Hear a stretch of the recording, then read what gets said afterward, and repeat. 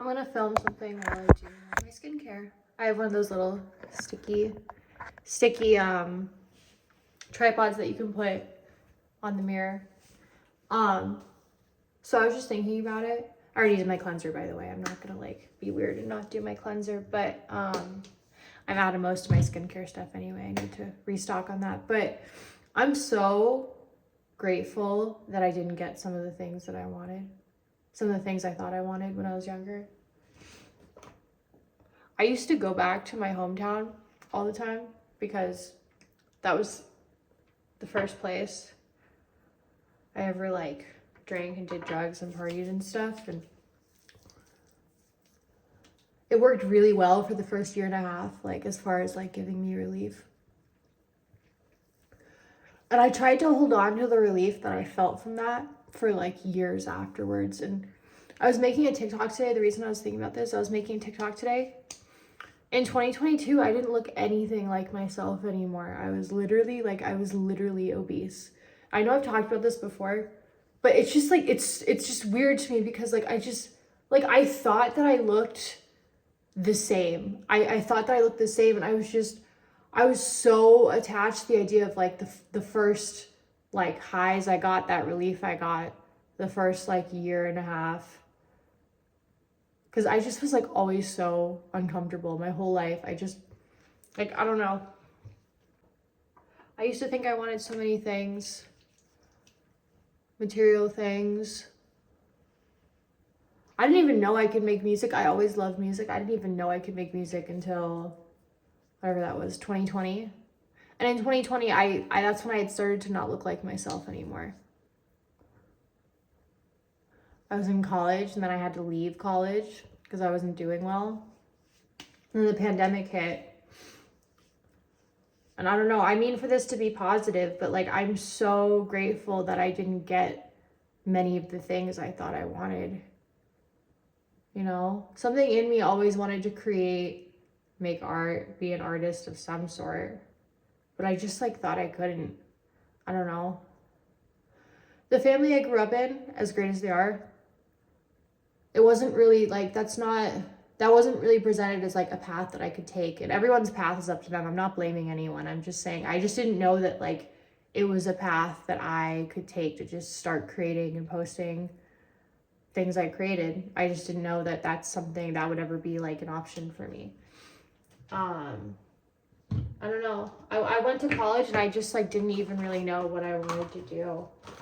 I know that I wanted to impress other people and look a certain way, but I didn't have a solid goal for like who I wanted to be. And I remember seeing everyone else get like internships and like be part of clubs and like all this stuff, and I don't know, man, the disease of alcoholism, it just like progressed in me. I couldn't do anything at that point. And looking back, like I had these people in my life who just like siphoned my energy. They just like sucked my soul. And that's not me trying to not take accountability, because my environment, my surroundings, the people I surround myself with are completely my fault. You know, that's completely up to me. And I'm not blaming anyone, but like I picked people who were unhealthy the way that I was unhealthy. People who were trying to escape the way I was trying to escape. I was miserable. And a big thing for me too is like, I always wanted other people to make me feel better, which was crazy. I don't know. I didn't believe in God. Well, I did, but I didn't, you know what I mean? I just didn't think there was like anything I could like talk to or communicate with. I just thought I had to like do my best to navigate this world on my own. But I don't know, as crazy as the path has been, I'm really grateful that it's gone the way it did, because like if I was able to skate by being something inauthentic, I would have continued to do it, you know? I would have probably gotten some job, you know, if I don't know, if I'd been able to shove things down, like some of the people I knew back then. Some of those people are not happy with their lives. Again, I'm not here to talk about anyone else, but I just, you know, it's late and I submitted some homework and been working on this music video. I just been having these thoughts, some of these thoughts that I just wanted to record, trying to post on YouTube, consistently. I've never been like a YouTuber. Anyway, but I'm just so, I don't know, I'm so grateful. What I mean to say is I'm so grateful that I wasn't able to get away with being something inauthentic for that long, because I've seen what happens when people are able to get away with being inauthentic. They just work some job, settle down with someone, and they're worried about what other people think. And even though I think that they have these deeper desires for like who they could be and their purpose and stuff, they're just so afraid of what people think. They're so painfully afraid. I do want to say, like, to that point, like, I've done so many embarrassing things that now it's like, I made a TikTok about this the other day. I've done so many embarrassing things in my life that, like, nothing I do now since I've, you know, gotten healthy and stuff, nothing could actually be that much worse than how I used to be. I used to embarrass myself constantly. I just had like no self-esteem. I finally started to find that this year. So anyway, I have a new song dropping next week. This time next week, since it's past midnight. I've been working on some other stuff too. I'm in a writing class at school right now, and I'm using things that I made in that writing class, and I'm putting it into music. I made a collage like a few weeks ago that was like a poem, and that I'm gonna turn into a song, then turning into a song. But I'm trying to just not force anything creatively, because that doesn't work. Less like music has been coming to me right now, because I think I'm just supposed to put my creative energy into this music video I'm making. I've made a lyric visualizer too, which I'm gonna drop in a few days. So keep an eye out for that.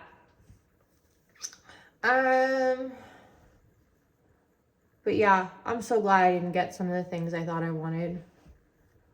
I moved across the country like multiple times between 4 different states. And like I just found the same people everywhere I went. And the main point that I guess I'm just trying to make is that like people will always fail you. People can never be your God. They're so fallible. They're always going to be fallible. We are fallible. You need to find God. It sounds like crazy. And if you had told me that like 5 or 10 years ago, I would have said you're crazy and you're in a cult or something. But no, we can't do these things on our own. I don't know. Even the people who like accomplish things or whatever without like any kind of spiritual program, like they're not happy, you know? You can have all the things, all the money, whatever, but so few people are like actually happy. So I'm grateful things went the way they did for me, because I have like all this lore as an artist, right? And so I'm just gonna try to tell my story, tell my lore. That's what I've been trying to do. I've been trying to tell it authentically. For a long time, I was really embarrassed about a lot of it, because I think a lot of the embarrassing stuff just like wasn't done yet, you know? But now it feels like it's time to like actually tell the story. Erica and E. Wills. I went through like a dark night of the soul, essentially, right? Where I basically lost everything and everyone, all these worldly things that I was super attached to. But like, that's when I realized is that I've always had God and I've always had me. And that's actually all you need. No matter who I lost, I always had E. Wills. Erica always had E. Wills.